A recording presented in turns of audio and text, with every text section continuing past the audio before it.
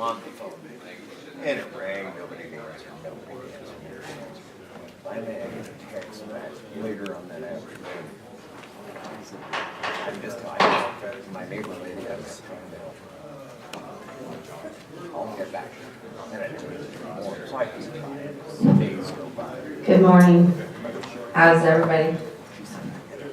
Good. All right, I think we're going to go ahead and get started. I am Holly Martin. I'm the editor of High Plains Journal, and I welcome you all today to Alfalfa U. When we were braving the weather from South Dakota yesterday, we knew that the producers in Alfalfa or in Nebraska were tough, so we knew that a little snow and a little cold weather weren't going to bother you. So we appreciate you being here today, and we hope that you get a lot out of your experience here today. We've put together a really fantastic program for you. High Plains Journal is all about educating producers, and we wanted to offer this opportunity for you mainly because we know there is kind of a lack of education surrounding Alfalfa U. There's not many opportunities for you to engage with experts and industry professionals, and so we felt like it was a really good place to start anyway, and so we're happy that you're here. High Plains Journal, if you don't know, is based in Dodge City, Kansas. We're a weekly farm and ranch publication, and we have been around for a long time and are looking forward to continue to deliver good information to you as well. Is it cutting out on me? It is a little bit, yes. Yeah, okay. Well, we'll see if it stays with it. So today we've got a great program for you. We have done these U events before. We've done one right here in this very room for sorghum before. We've done alfalfa events. We've done canola events. And we find that this type of format works really well for producers. We are able to get you a lot of information from a lot of sources and allow you to engage and ask questions. So that's a little bit like high school. Although I don't know if you sat at the back of the room and didn't ever ask a question, that's not what we're doing today. Today we are going to raise our hand in the middle of the discussion if we have a question. We're going to ask the guys that are presenting and say, would that work for me? Or I have this particular situation. So I want you to be sure to feel comfortable doing that. We're going to be in here for the farmer panel right off the bat, and then break out into two different groups. There will be two different sessions in the morning and two different sessions in the afternoon, so you have a chance to attend all the different events throughout the day. In your packets, there's a schedule.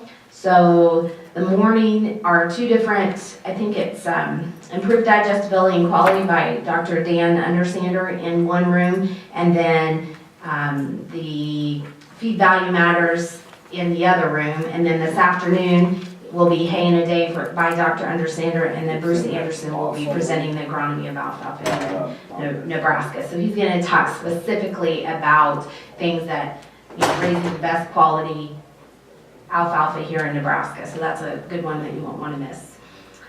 I would like to welcome our partners in this event, and though New Holland has been a leader in machinery technology and specifically hay tools for the progressive alfalfa grower, their long history of meeting the needs of today's farmers is a testament to their commitment to the industry. And because of the weather, we were going to have somebody here from Pennsylvania to be able to welcome you and then again speak over lunch, and he was not able to get here. So we're flexible. It's not a problem. We're going to keep going. So there's local alfalfa or local New Holland representatives here, so they can answer a lot of your questions about the machinery, and they'll be out in the break area if you have any questions. Also, we have Alpharex seeds. They have a rich heritage and new perspective on alfalfa and forages. Alpharex is more than a seed company. It's a culmination of 100 plus years of innovation and focus committed to alfalfa and forages. It's all they do. So please welcome Dwight to the stage, and you want to say a few words and welcome everybody.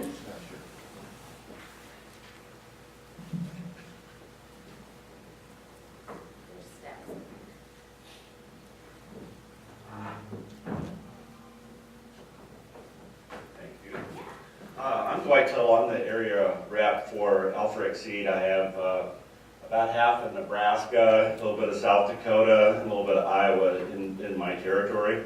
I just recently moved to Arizona, and I figured out why I did. So, but anyway, welcome to the session today.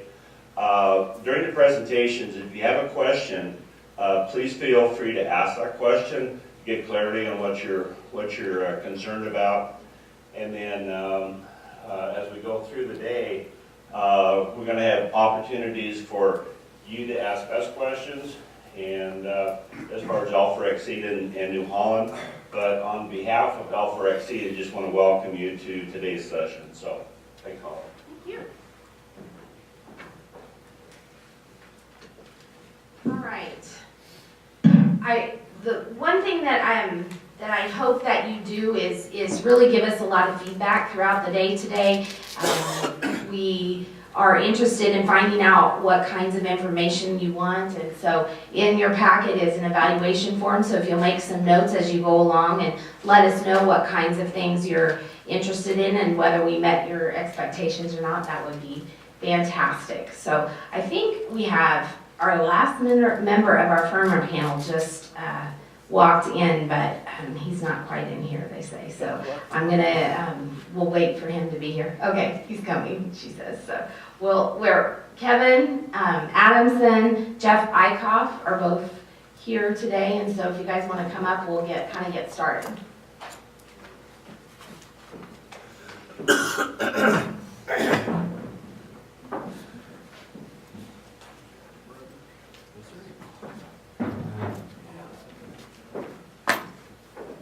Things we do with this farmer panel is I'll start. I'm going to start the discussion, but I expect to not have to carry all the weight. So if you guys have questions for these gentlemen, be sure and raise your hand, and we'll shout it out and ask them a question. We'll move forward as we go along. If there's something you think about, just let us know, and then we'll offer also opportunity at the very end to be able to yeah, look at him. He's walking in, and right as we make him. I think there's steps. Sorry. Good morning. How are you? Good. A little snow out there? Yeah, okay, good. All right, so we're going to start just by letting them give a little bit of an overview of their operations and their farms and what all they do, and we'll just start that way, if that's okay. You want to go, Kevin?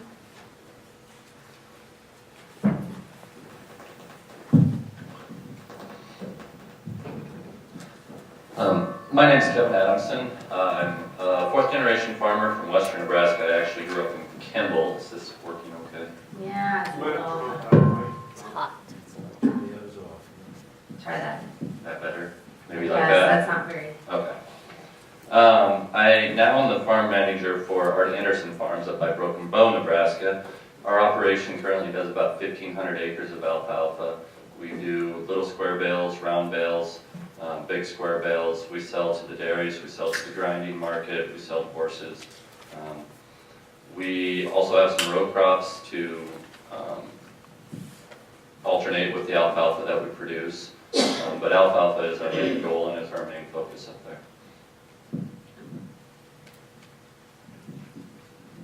My name's Jeff Eichhoff. My father, Dean, is in the back. My brother, Andy's not here, but we're in the hay business. We got 1,300 acres of alfalfa, big square bales, round bales. We do sell some seed. We're a seed dealer for Dwight up there, and we cater to the dairy market. We sell big square bales to the feedlot market, deliver our own hay, but that's kind of it. Where are you from, Jeff? We're from Albion, Nebraska. We'll be northeast of here, so. I'm Matt Burkholder. I'm with Island D-High. We're in Cozad, Nebraska. I guess I'm third generation out here. My grandpa came out in 45, I believe.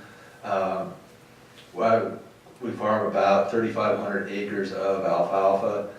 Most of that is going through the Alfalfa D-High plant, where we're thermally drying the alfalfa, processing, grinding it into pellets, which get sold into the feed market, mostly to feed manufacturers that are then compounded with their formula to form a finished feed.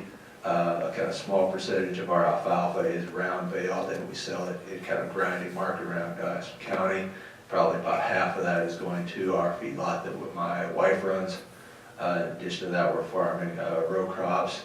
Probably about half our row crop, half our corn, and just short of half of the alfalfa we're also growing organically and selling into all the organic hay is going through the pellet market to customers that want an organic product. Cool.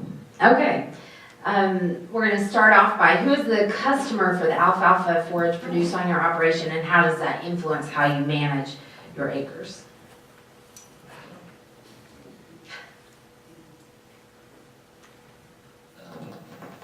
Our customer is pretty diverse. We have a grinding business, so we cater a lot to the feedlots up in our area. But our main customer that I like to focus on is our high-quality alfalfa. We try to get good dairy quality hay to Wisconsin, to Texas, to Kansas, Colorado. Also the horse market, it's a good market. It takes a lot of work. You have to be up late at nights getting those little square bales just right. But that's also another really good market that drives us to produce high quality and get good color and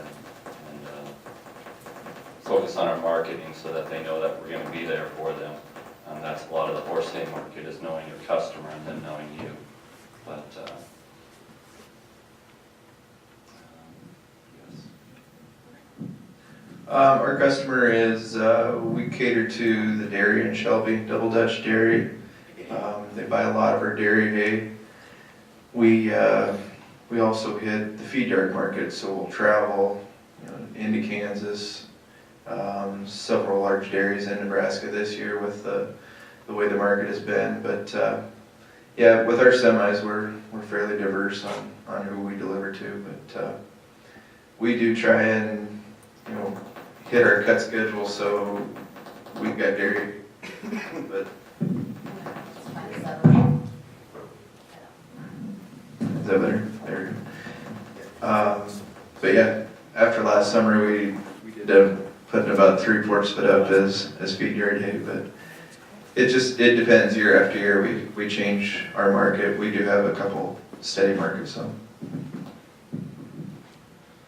As I kind of mentioned before, the majority of our customers are not direct feeders. They're not feed yards or dairies, and most of them are not actually feeding ruminants. Most of them are feed manufacturers of one type or another. Kind of two groups that we cater to. One is mostly companion animals, including horses, rabbits, guinea pigs, animals like that. The other large segment of our customer base are layers, egg producers, and so they've got some different requirements. As having feed manufacturers as our customers, probably the most important thing to them is consistency. They want to be able to get the same product for us every time, so that they can make the feed they want to make and provide a consistent experience for their customers. Many times our customers are looking for things besides or beyond kind of what's normally defined as alfalfa crop quality in an RFE or an RFQ. Especially the companion animals are looking for things like aroma and color and palatability to attract the animals to eat the food. Some of our dairy customers are looking for vitamins and some other things with health benefits for their animals that again we kind of don't capture with an RFE.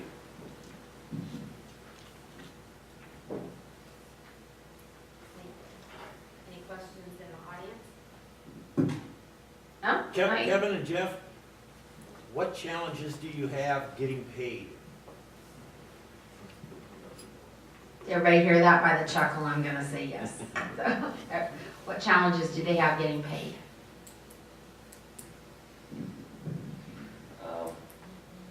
It's a very relevant question for right now. We've just had this problem lately, and we've been trying trying to be a little bit more proactive about limiting our credit lines to certain people. But yeah, definitely in the horse market, if you're sending loads to Florida, you're sending loads to Texas, you're always worried about getting paid. A lot of times knowing your customer is your best asset.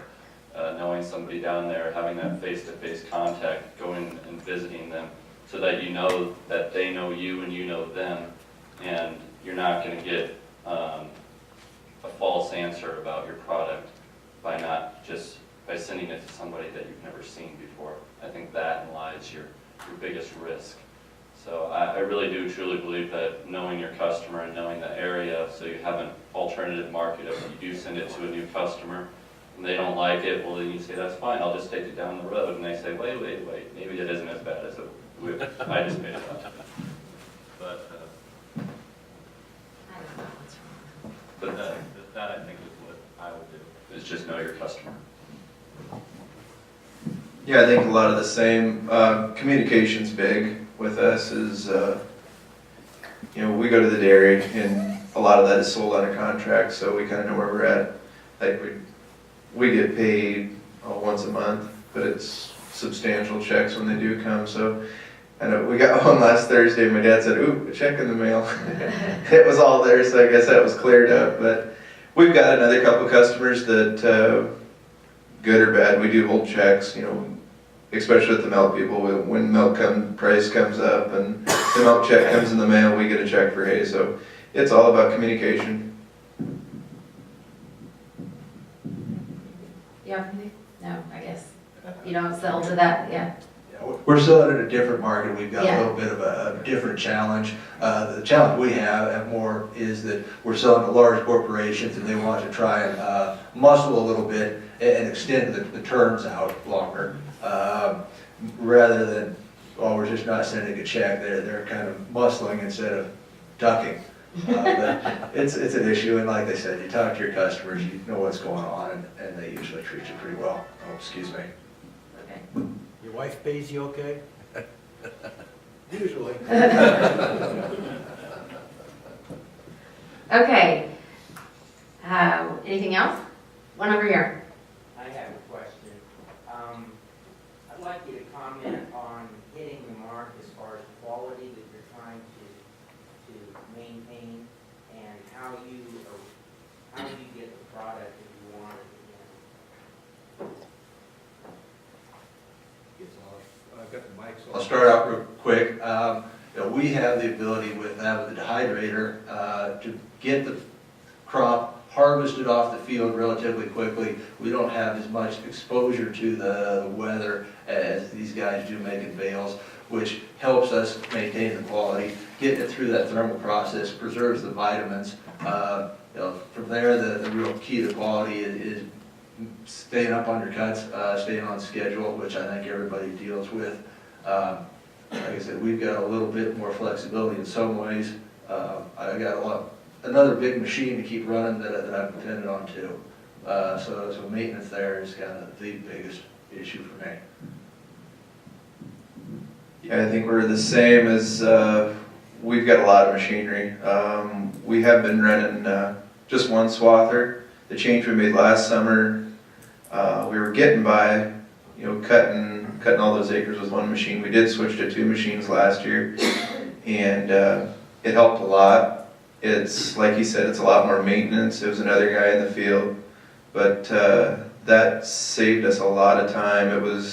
Our ground is really hilly, and we can cut some of it 10, 11 mile an hour, but the majority is cut 7.5, 8 mile an hour, and that 4 miles an hour makes a lot of difference in a day. But we do that. We run a couple big square balers, and it's just, for us, it's machinery. Labor's hard for us to find, and the other deal, we're spread out. We're spread out over 30 miles. We go 20 miles west Albion, we go 10 miles north Albion, and with that we can avoid some weather patterns, I guess was our big deal last year.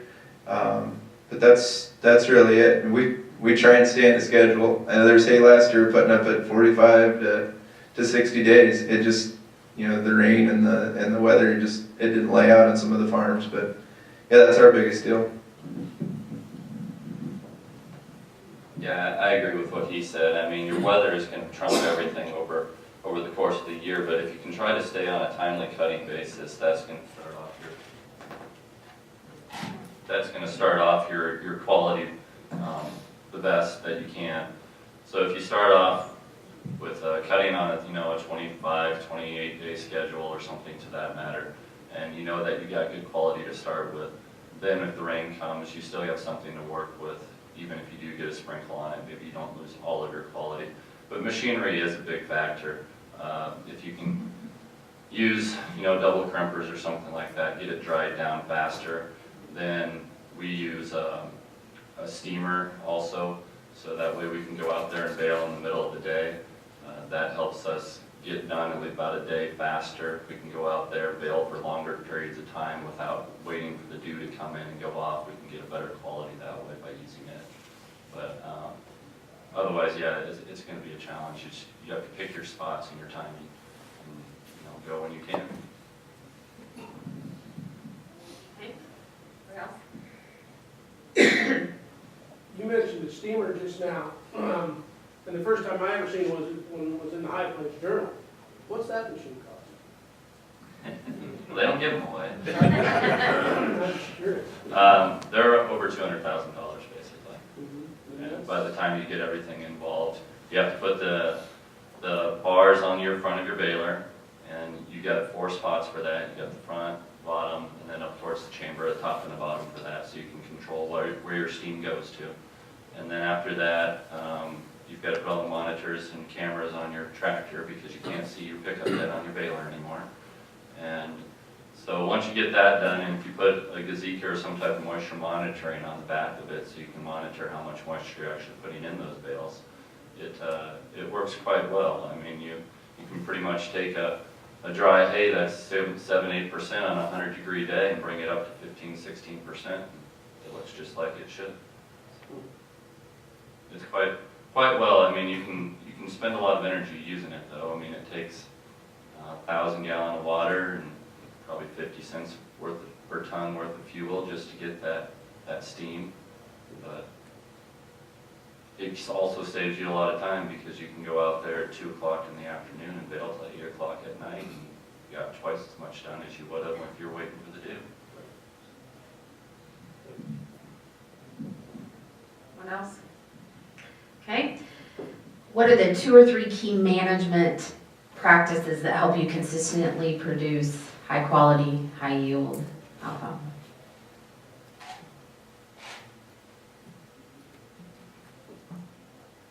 Is that too hard? Yeah.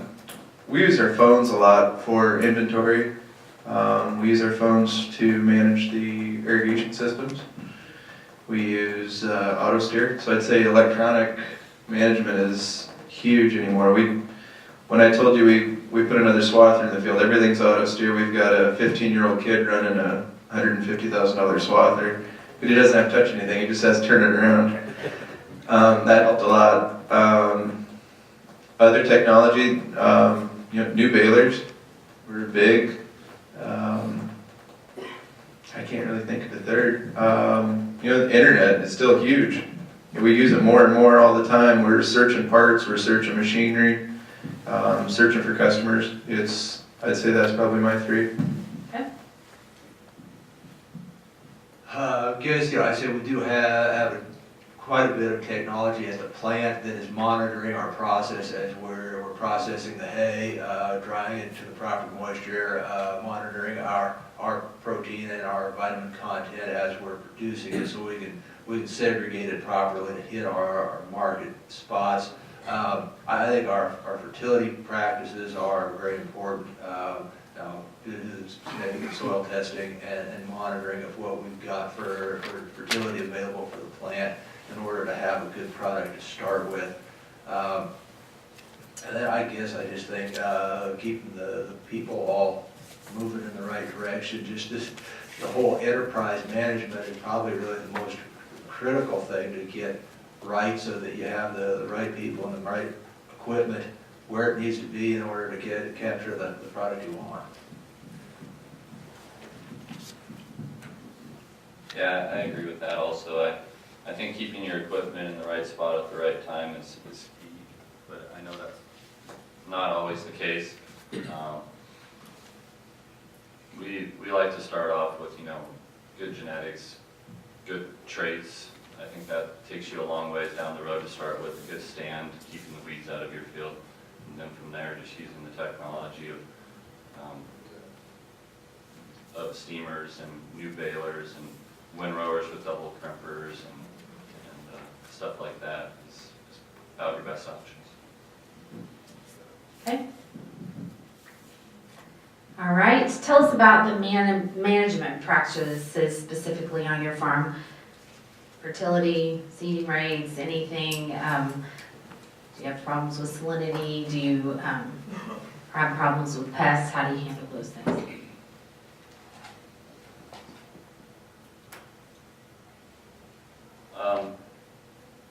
Seeding rates, I guess, we've always been under the assumption that if you put out a good amount of seed on a good firm seed bed, you're going to start off your production by far ahead of everything else. So if you get a good quality seed, something that's going to germ fast, something that's going to shade out the ground fast, to keep your weeds away, and then maybe use a Roundup Ready so that if you do have weeds, you can get rid of them. Keeps your stand healthier over a longer period of time, is what we've found. It also gives you a better chance at your quality that you're after by keeping those weeds away. You don't have to worry about, degrading your hay. Other things that we do, yes, fertilization is very key for us. We're probably 3/4 irrigated, so keeping up with the phos, keeping up with the sulfur, the potassium, all of that stuff, that is important. Keeping, the more fertilizer you put on there, the healthier your plant is going to be. It doesn't have to be just blow it out there and go. You want to take your soil samples, you want to know what you have and try to balance your soil so that you have a good crop. And you'll see that if you're taking tests and you have protein that drops off, well then maybe go back to your fertility program and see what you can do to increase that protein. Maybe you're lacking something. And that all goes back to keeping a quality product. Yeah, I agree. The fertility is big. We do soil sample everything in the spring. We spread all of our own fertilizer. As far as fertility goes, new seedings. Last year we did about half and half. We did straight alfalfa and we did oats for a cover crop. We have been backing our oats down. In the past we've went as high as 1.5 pounds or 2 pounds. And last year we were back down under 1 pound and I think 3 pounds grew. But it really depends what kind of ground we're planting into. Our hills are really heavy up and down, so we'll use the oats to hold the hills together until the alfalfa stand is established. Seeding rates, like Kevin said, depending on how good the ground is, we'll push, we're talking 20 to 30 pounds next year. It really depends how many acres we're doing and really what the terrain's like. Tillage practices for the fertility, we're pulling an airway machine now. We're doing it at stand establishment. That's our tillage tool. And we're also using the airway in established stands to break up the hard pan. After a lot of this irrigation, we're seeing a lot of compaction. But yeah, soil sampling is huge. We see a lot of results. We do some grid sampling, but with our rented ground, we do a lot of just random samples. So that's kind of it. Some of our older stands, we've went in with some orchard grass for fertility management that kind of fills in the blanks where we're getting some weed pressure. That helped a lot. We're still trying to figure out a home for a lot of this orchard grass mix because it varied so much last year. We got to the end of the year, we had like 75% orchard grass and 25 alfalfa.